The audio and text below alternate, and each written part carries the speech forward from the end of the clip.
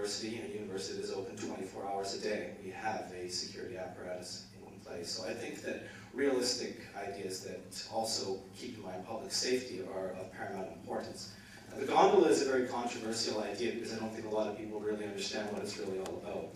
I completely agree with Alicia that the gondola is, bottom line, the most sustainable alternative. The amount of gasoline that we're using to get those buses and those people up here is obscene. The gondola itself would decrease carbon emissions by a massive amount. Nigel and I are completely of the like mind that we need to know what we have to reduce before we reduce it. Now, a carbon audit, top to bottom, is the key thing that we need to implement. Now, it's very disappointing that this carbon audit has not been implemented over the course of the past year. And if elected internal relations officer, that will be the first priority that I take upon myself. As far as the services that the Simon Fraser Student Society itself offers, the idea of reducing any waste whatsoever, I think, should be something that's mandated by any and all staff. As our moderator here has said today, it's one thing just to say that it's great to recycle, but we're also throwing a lot of stuff out. For example, we're using packeted sugar at higher grounds.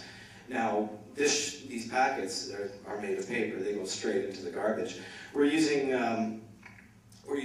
stir sticks, which are completely and utterly disposable. Now, of course, there's a water cost involved in washing spoons, but we already wash espresso cups, coffee cups, and other coffee materials in our dishwasher. This isn't going to increase the level of water that we use to wash things. Why are we not using reusable spoons in higher grounds? As well as in our pub as well. These are the kind of really small things that we can immediately do. We have spoons here at this university. And I think that you really have to start at the bottom and the bottom up, and I especially like your metaphor of the low-hanging fruit.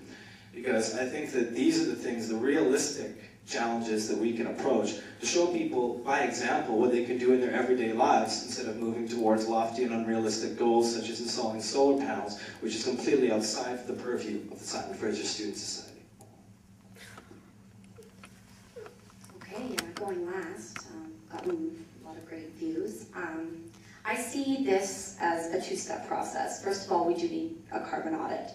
But second of all, and I think most importantly, we need groups like this to discuss issues. And if only everybody at the school were as interested and committed to sustainability as the people in this room. We have to start small, then we have to think big. It is about future generations at the school, it's not about us. And what we need to do is get over the greed.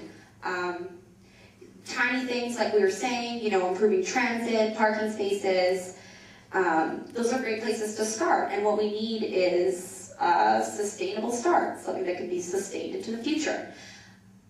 Just one small thing I've noticed, the discounts for bringing your own cups to coffee shops, so minuscule. Yeah, take 10 cents off coffees. That's really going to stop, the greed from amalgamating. I think, honestly, if they reduced prices by, let's say, like 50 cents, that would make a huge difference. So start small, think big, dream big. That's all I have to say.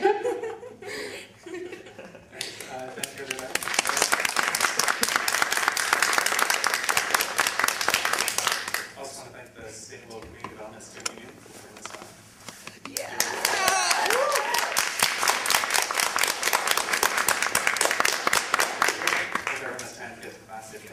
Get today. Yeah.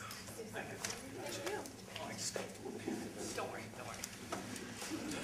Awesome job, guys. You all did really well. Good chair, but good job. I'm still convinced that Palpatine for president's the way to go. The what? You'll see soon enough. Palpatine. The Emperor Palpatine running for president. Clearly. New student union building. Really good. You were so good. Or maybe you could support David Proctor. Oh. Little David Proctor. Nice. Nice. Get my paper. Which one? Thanks for coming. Yeah, I called you. Thanks for coming.